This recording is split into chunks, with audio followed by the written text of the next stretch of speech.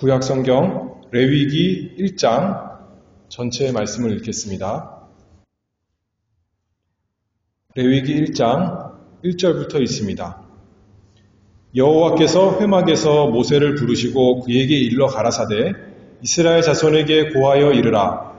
너희 중에 누구든지 여호와께 예물을 드리려거든 생축 중에서 소나 양으로 예물을 드릴지니라. 그 예물이 소의 번제이면 흠없는 수컷으로 회막문에서 여호와 앞에 연락하시도록 드릴지니라. 그가 번제물의 머리에 안수할지니 그리하면 연락되어 그를 위하여 속죄가 될 것이라. 그는 여호와 앞에서 그 수송아지를 잡을 것이요 아론의 자손 제사장들은 그 피를 가져다가 회막 문 앞 단 사면에 뿌릴 것이며 그는 또 그 번제 희생의 가죽을 벗기고 각을 뜰 것이요 제사장 아론의 자손들은 단 위에 불을 두고 불 위에 나무를 벌려놓고 아론의 자손 제사장들은 그 뜬 각과 머리와 기름을 단 윗불 위에 있는 나무에 벌려 놓을 것이며 그 내장과 정갱이를 물로 씻을 것이요 제사장은 그 전부를 단 위에 불살라 번제를 삼을지니 이는 화제라 여호와께 향기로운 냄새니라.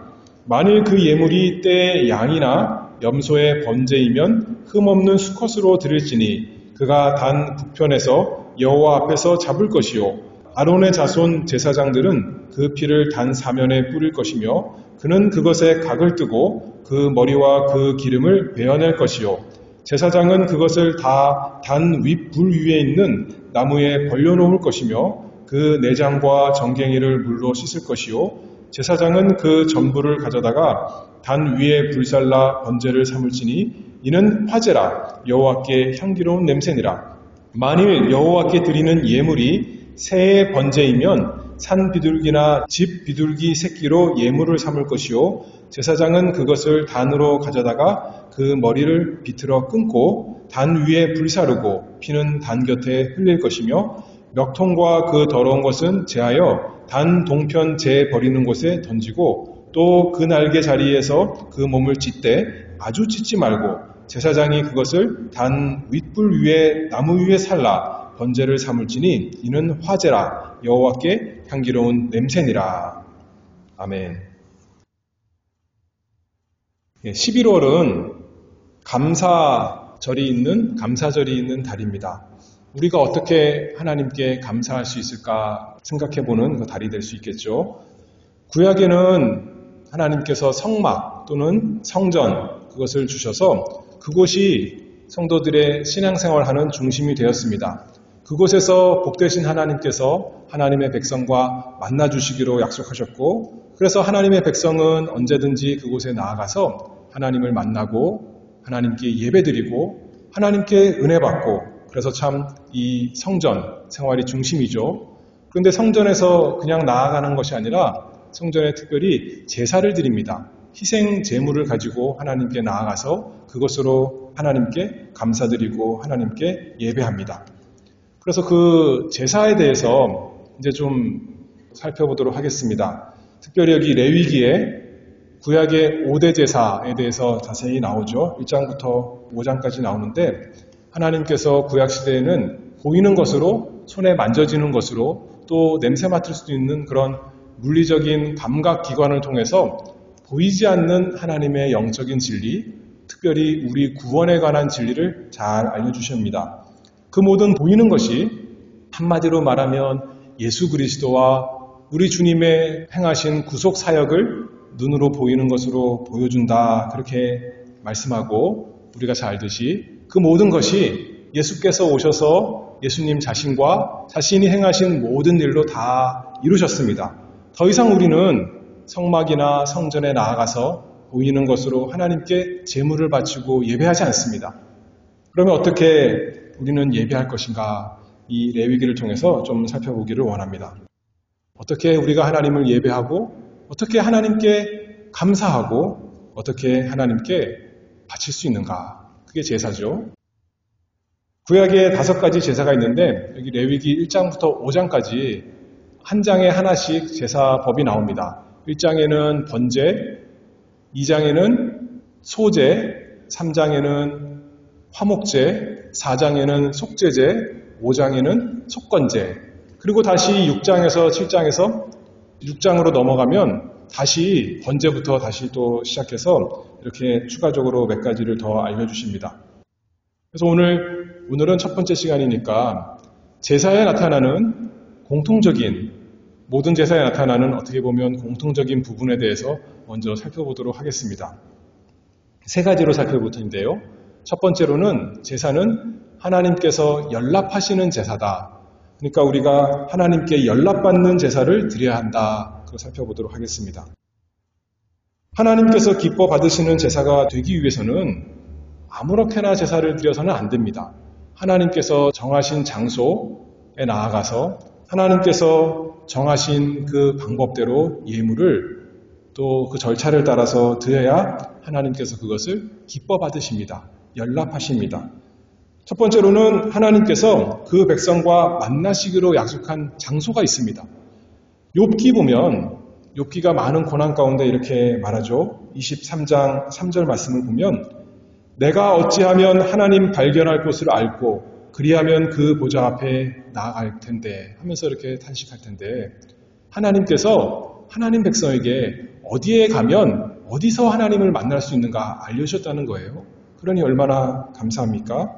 여기 보면 1절 말씀 보겠습니다. 여호와께서 회막에서 모세를 부르시고 그에게 일러 가라사대 이스라엘 자손에게 고하여 이르라 너희 중에 누구든지 여호와께 예물을 드리려거든 생축 중에서 소나 양으로 예물을 드릴지니라 그 예물이 소의 번제이면 흠없는 수컷으로 회막 문에서 여호와 앞에 연락하시도록 드릴지니라. 회막이란 게 무슨 뜻인가요? 모일회, 장막막 이렇게 해서 모이는 장막이다 이런 뜻이겠죠. 하나님께서 하나님의 백성과 함께 만나주시는 장소, 모이는 장소, 그것이 회막입니다. 구약시대는 보이는 곳으로 하나님께서 만나주시는 그 장소가 있다는 거예요.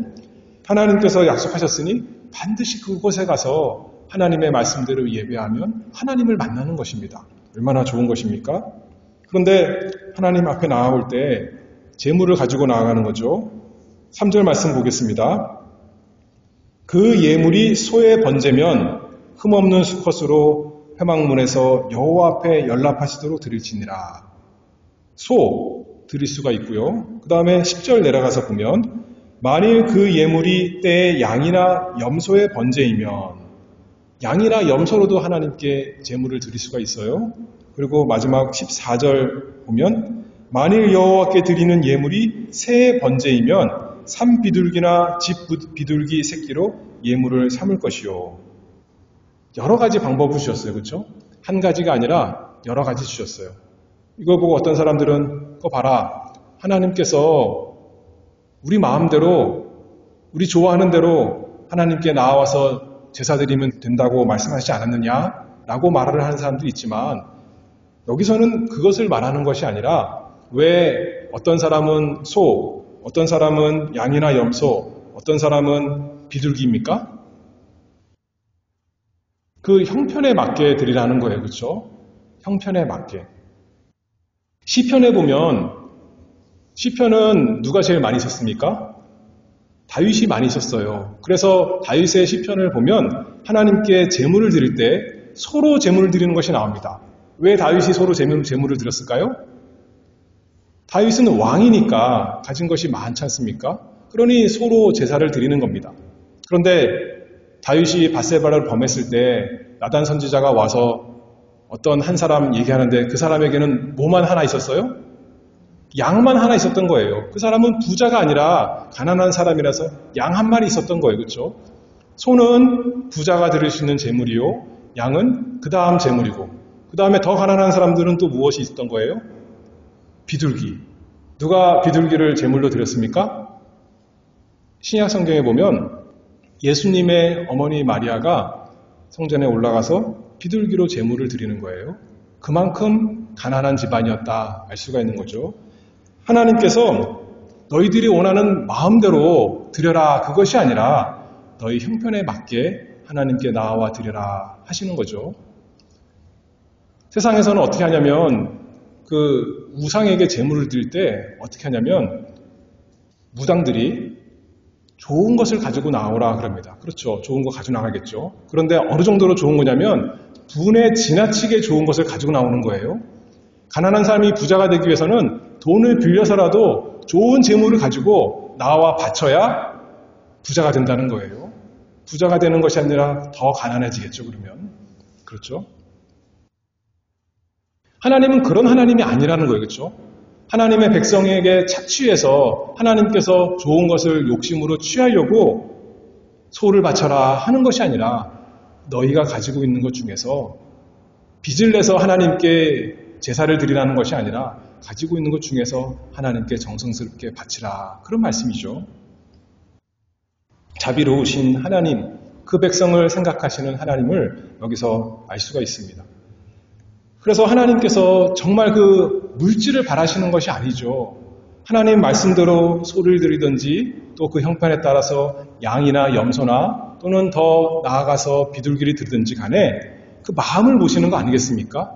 하나님의 말씀에 그 정하신 제물 형편에 맞게 드리는가? 그 마음을 보시기 위해서 마음의 표시로 하나님께 제물을 바치는 것입니다.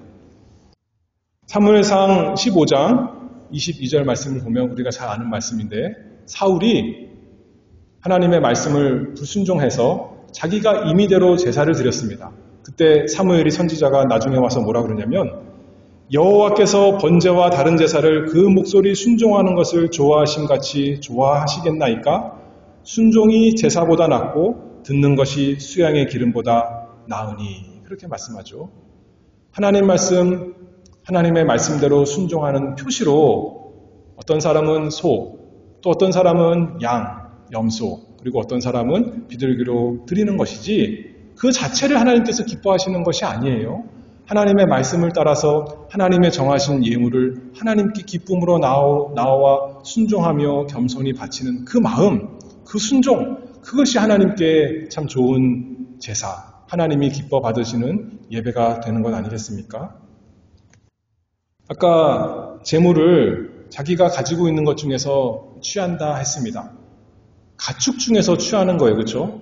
좋은 것을 드린다고, 하나님께 좋은 귀한 것 드린다고 어디 밖에 나가서 사냥을 해서 아주 멋있는, 아주 대단한 짐승을 잡아와서 하나님께 드리는 것이 아니라 자기가 잘 아는, 자기가 어렸을 때부터 집에서 길리운 자기에게 있는 것으로 하나님께 구별해서 갖다 바치는 것입니다. 그러면 아무렇게나 바치는 것인가? 그것은 아니죠. 있는 대로 그때그때 주머니에 손 넣어봐서 손에 잡히는 대로 하나님께 그렇게 드리는 것이 아니라 아까 읽어보면 3절에 그 예물이 소의 번제이면 흠없는 수컷으로 흠없는 것으로 상처가 난 것이 안 되죠. 병든 것 안 됩니다. 온전한 제물로 하나님께 드리는 것입니다.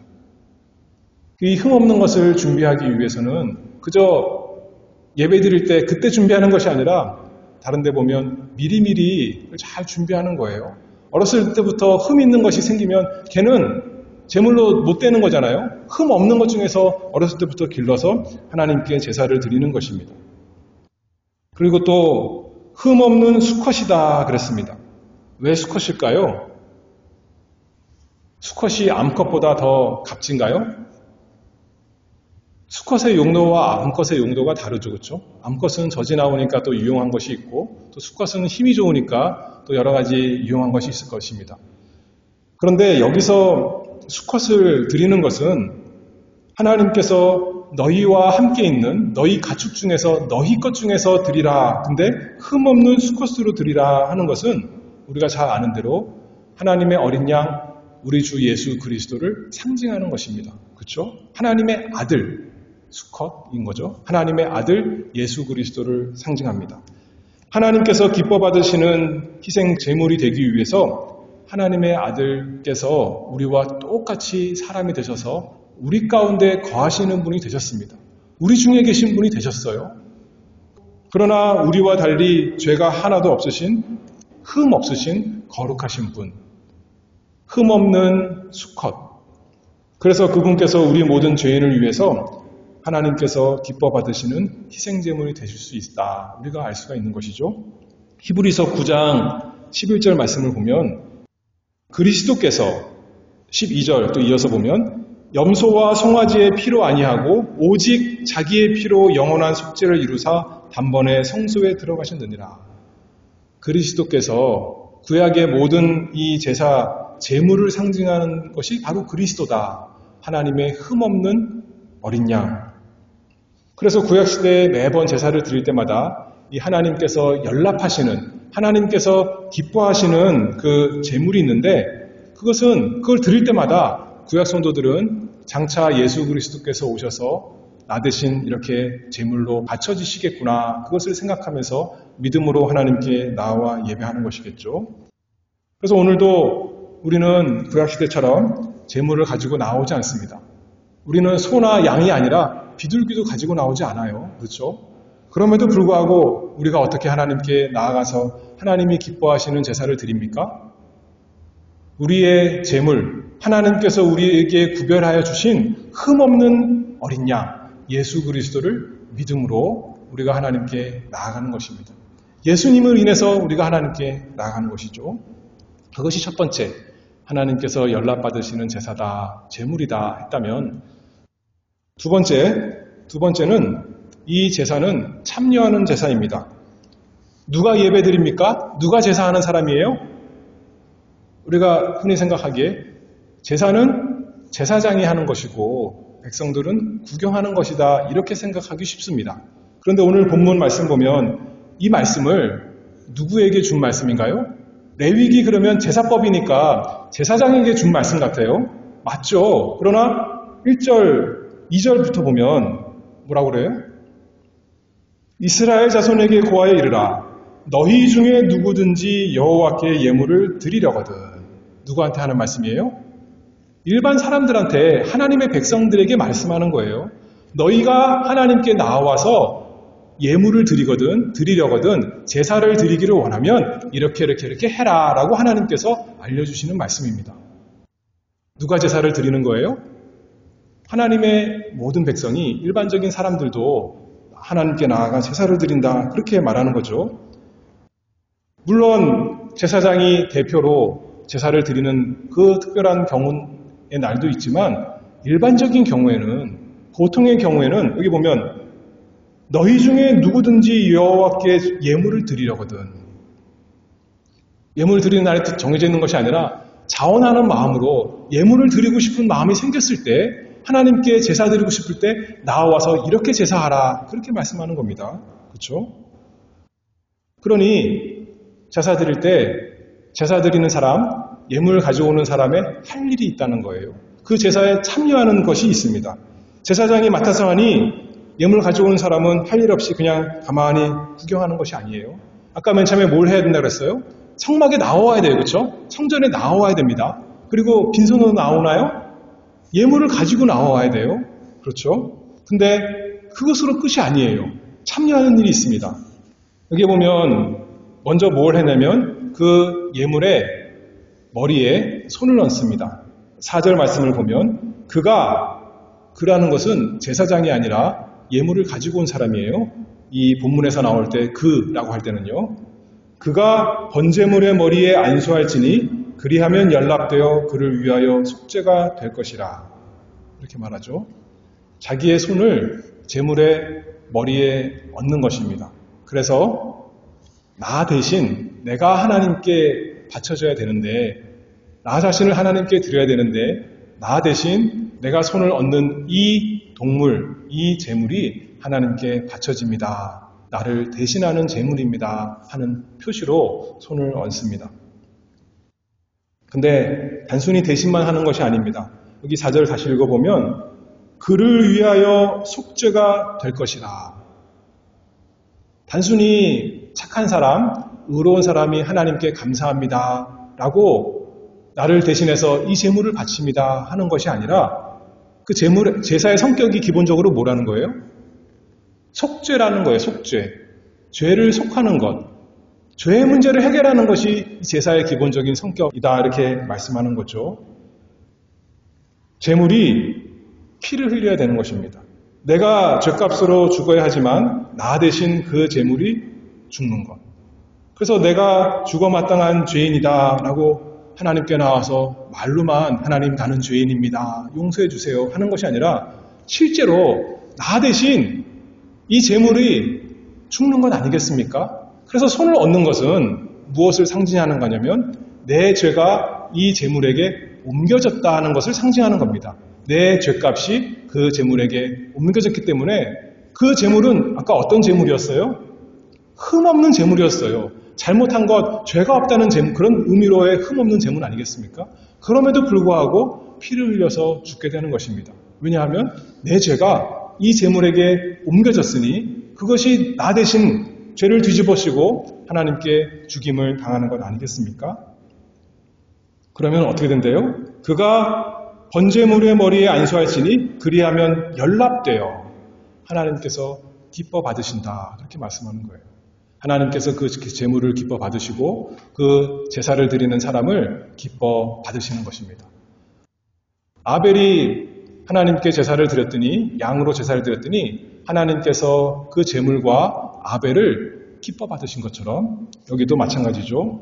그것을 인정하는 겁니다. 내가 하나님께 스스로 나아갈 수가 없고 내 스스로 하나님께 나는 너무나 더러워서 하나님께 드릴 수가 없지만 이 흠없는 제물을 나 대신에 드립니다 라고 바치는 것 아니겠습니까?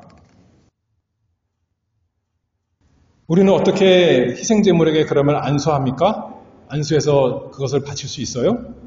아까랑 똑같은 얘기인데 우리는 예수 그리스도를 믿음으로 어떻게 믿어야겠어요?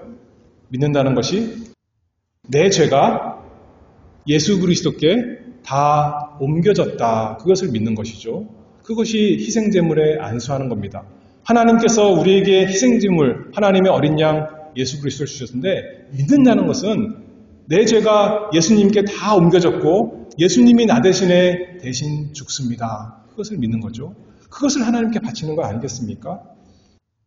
흠없으신 예수 그리스도께서 우리 죄를 다 짊어지시고 십자가에서 하나님의 형벌을 대신 다 받으시고 죽으셨다는 것을 믿는 것, 그것이 우리가 예배 시간에 해야 되는 것이죠.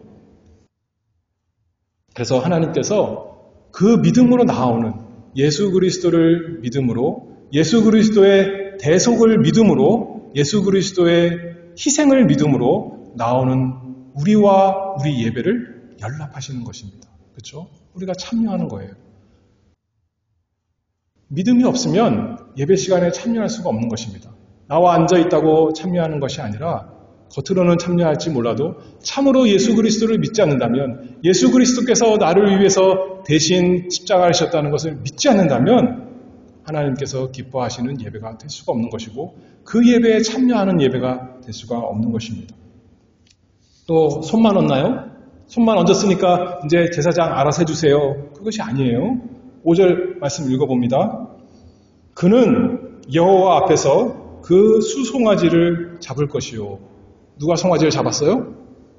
제사장이 잡는 것이 아니라 예물을 가지고 온 사람, 안수한 다음에 이 송아지를 잡는 것입니다. 그리고 나면 아론의 자손 제사장들은 그 피를 가져다가 회막문 앞에 앞 단 사면에 뿌릴 것이요. 그렇죠? 성경을 자세히 보면 제사장이 하는 일과 제물을 가지고 온 사람이 하는 일이 구별되어 있어요. 그라고 말할 때는 언제나 제물을 가지고 오는 사람, 제사 드리는 그 자신을 말하는 거고, 그렇지 않은 경우에는 아론의 자손 제사장들 이렇게 말합니다. 제사장 이렇게 분명히 주어를 말합니다. 근데 여기 보니까 송아지를 잡는 것이 그 예물을 가져온 사람이 잡는다는 거예요. 그리고 제사장은 그 잡은 것을 피만 뿌리는 거죠. 그 다음에 6절. 그는, 이 그가 누구라는 거예요? 그 제물 드리러 온 사람, 제사장이 아니라요. 그는 또 그 번제 희생의 가죽을 벗기고 각을 뜰 것이요. 9절 내려가서 또 읽어보면 이렇게 구별이 되는 거예요. 여기는 9절, 우리 성경에는 그라는 표현이 안 나오지만 앞에 반은 예배드리는 사람이고 뒤에는 제사장이다 이렇게 알 수가 분명히 나옵니다. 제가 그를 넣어서 읽어볼게요. 그는 그 내장과 정갱이를 물로 씻을 것이요. 그와 달리 제사장은 그 전부를 단 위에 불살라 번제를 삼을지니. 그 보니까 예물 바치는 사람이 제물도 죽이고 또 조각을 내는 것도 하고 또 그 내장과 정갱이로 물을 씻는 것도 다 하는 거예요. 그렇죠? 여러 가지 그 제사를 위한 모든 일을 제사 드리는 사람이 다 하고 제사장은 피를 뿌리는 일을 하고 또 제단 위에 올려서 불 사르는 일을 하는 겁니다. 그렇죠? 일이 나눠져 있어요. 아까도 말했잖아요. 예배는 뭐라고요? 구경하러 오는 게 아니라고요. 제사 드리는 사람이 적극적으로 참여하는 겁니다. 그냥 참여하는 것이 아니라 땀을 흘리고 그렇죠? 힘을 들여서 수고하면서 이렇게 참여하는 것이 예배인 것 알 수가 있습니다. 손에 피도 묻는 거예요. 그렇죠? 어떻게 보면 더러운 것 같기도 하고 불결한 것 같은데 그 모든 수고를 하면서 정성스럽게 예배를 드리는 모습을 여기서 알 수가 있습니다. 오늘날도 마찬가지입니다. 우리가 예배할 때 어떤 사람들은 구경하러 나옵니다. 그렇죠? 예배에 구경하러. 아예 앞에서 목사님이 예배 인도하고 장로님이 기도하시고 어떤 교회는 성가대가 있으니까 성가대가 찬양하고 우리는 좋은 서비스를 구경하고 잘 참여하고 가면 좋겠구나. 우리는 극장 오는 것처럼 그렇게 하면 내 마음도 기쁘고 얼마나 좋은가 하는 것이 아니라 적극적으로 몸과 마음을 들여서 예배에 참석하는 것입니다. 우리가 찬송하는 것이고 그렇죠? 우리가 다 합창대예요. 앞에서 대표 기도할 때 우리가 한 마음으로 그 기도에 힘써서 하나님께 기도하는 것이고 앞에서 목사가 설교하면 교인들은 적극적으로 그 말씀을 듣는 것 아니겠습니까? 우리가 힘써 내 모든 마음과 몸과 힘과 정성과 뜻과 생명을 다해서 바치는 예배, 그것이 우리의 예배가 되어야 될 것입니다. 그것이 하나님께서 기뻐 받으시는 예배, 이 모습을 통해서 알 수가 있는 것이죠. 그래서 첫 번째로는 연락받는 예배, 그 예물에 대해서, 제물에 대해서 설명했고, 두 번째로는 참여하는 예배, 이렇게 설명했다면, 세 번째는 중보되는 예배, 제사, 설명할 수가 있습니다. 그런데 우리가 제사를 드리지만, 우리가 예배를 드리지만, 우리가 또 직접 할 수 있는 것이 아니라 제사장이 없으면 안 되는 거예요. 그렇죠? 구약시대의 예배는. 5절 읽어보면 아까도 읽었지만 그는 여호와 앞에서 수송아지를 잡을 것이요. 그런데 자기가 가서 피를 뿌릴 수도 있잖아요. 그럼에도 불구하고 아론의 자손 제사장들은 그 피를 가져다가 회막문 앞 단 3면에 뿌릴 것이요. 그렇게 말씀했습니다. 또 번제의 희생의 가죽을 벗기고 각을 떴습니다. 그리고 자기가 단 위에 올려서 다 불태울 수 있는데 제사장이 받아서 그것을 또 불태우는 것 아니겠습니까? 자기가 직접 하나님께 나아가서 제사를 드릴 수가 없어요. 그것이 구약 시대의 제사, 예배의 형식이다 우리가 알 수가 있습니다. 먼저 피를 뿌린다 그랬는데 피를 뿌리는 것은 왜 피를 뿌릴까요? 히브리서 9장 22절 말씀을 보면 피 흘림이 없은즉 사함이 없느니라. 그러니까 속죄다 그랬죠. 속죄. 피 흘림. 이 죄사함이 있는 것을 보여줍니다. 우리 스스로는 피를 못 뿌리는 거예요. 다시 말해서 우리 스스로는 죄를 속할 수가 없는 것입니다. 그러나 제사장을 통해서 속죄를 한다. 그것을 보여주는 거죠. 많은 사람들이 자기가 선한 일을 하면 종교적으로 또 사회적으로 선행을 하거나 고행을 하거나 또 많은 헌물을 드리면 자기가 한 것으로 하나님께 내 모든 죄를 속함받을 수 있구나, 사함받을 수 있구나 생각하는 사람이 있습니다. 구원을 받을 수 있구나, 하나님과 올바른 관계가 될 수 있구나 생각하는 사람이 있습니다. 물론 우리가 선을 행해야 되고 물론 우리가 힘써 하나님께 모든 것을 바쳐야 되지만 우리 스스로 우리 죄를 속죄할 수 없다 하는 것을 이 제사법을 통해서 보여주는 것입니다. 제사장이 피를 취해서 단 사면에 뿌려야 하나님과 하나님 백성 사이에 속죄가 이루어지는 것이죠. 중보가 되는 것입니다. 또 피 뿌리는 것만 아니라 두 번째 일은 제사장의 일은 7절 말씀 보면 제사장 아론의 자손들은 단 위에 불을 두고 불 위에 나무를 벌려놓고 제사장이 조각난 제물을 제단 위에 올려놔서 이제 불로 태우는 일을 하는 것이죠. 제사장이 불로 태우지 않으면 하나님께 바쳐질 수가 없는 거예요. 그렇죠? 나는 제물을 가지고 나왔으니까 나는 하나님께 바쳤습니다. 그게 안 된다는 거예요. 제사장을 통해서 피가 뿌려져야 되고 제사장을 통해서 그것이 다 불로 타져야 하나님께서 기뻐 받으시는 온전한 예배가 되는 것 아니겠습니까? 아무리 성전에 가지고 나와도 태워지지 않으면 연기가 하늘로 올라가지 않으니까 하나님께 상징적으로 도달하지 못하는 거죠. 그렇죠? 그런데 하나님께서 제사장을 주셔서 하나님 백성과 하나님 사이에 중보자를 세워주셔서 그를 통해서 하나님께 제사 드릴 수 있게 하신다 하는 것을 이 진리를, 구원의 진리를 알려주십니다.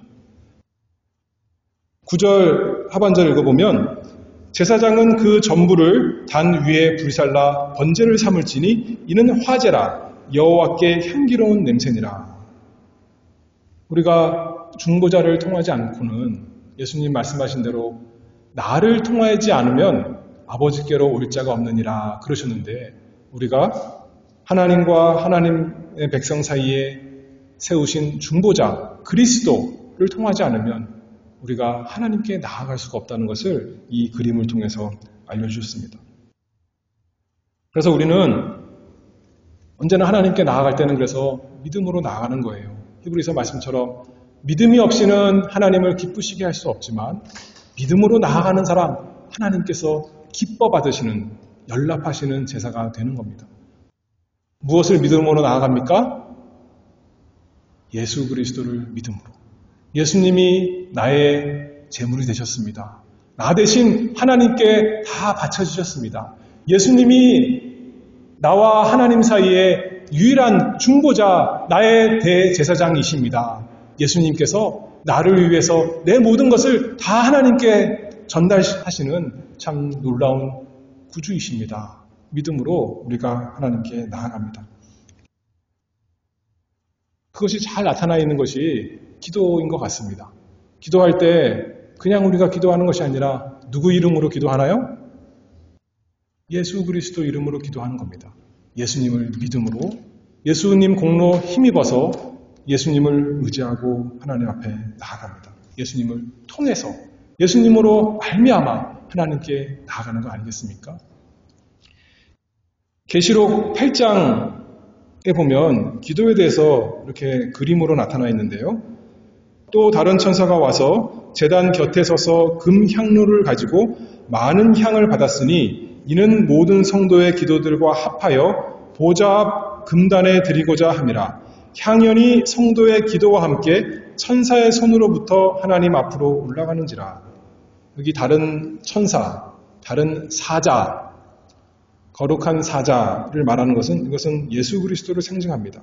성도들의 기도가 있는데 많은 기도들이 있는데 그 모든 기도들이 예수 그리스도의 향, 많은 향, 그 예수님의 구속의 공로 그것과 합해져서 하나님 앞에 올라간다 그랬어요. 우리 스스로는 하나님께 올라갈 수가 없는데 예수님의 공로로 힘입어서 우리의 모든 것이 하나님께 올라가는 것 아니겠습니까? 그래서 우리는 오늘 말씀을 통해서 이 제사 드리는 것, 오늘날 말하면 우리의 예배 드리는 것, 또는 우리의 모든 삶이 예수 그리스도를 믿음으로, 예수 그리스도를 통해서, 예수 그리스도를 인해서, 예수 그리스도로 말미암아 하나님께 나아갑니다. 그러면 하나님이 기뻐 받으신다는 거죠. 그렇죠? 우리가 이뻐서가 아니라, 우리가 잘해서가 아니라 예수 그리스도를 인해서 하나님의 흠없는 어린 양을 인해서 하나님께서 사람과 하나님 사이에 세우신 유일한 중보자 예수 그리스도를 인해서 하나님께서 우리의 모든 재물을, 우리의 모든 제사를, 우리의 모든 예배와 섬김과 삶을 다 받으신다.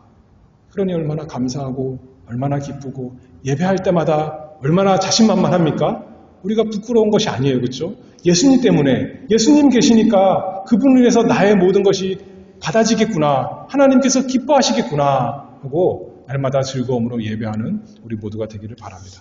기도하겠습니다.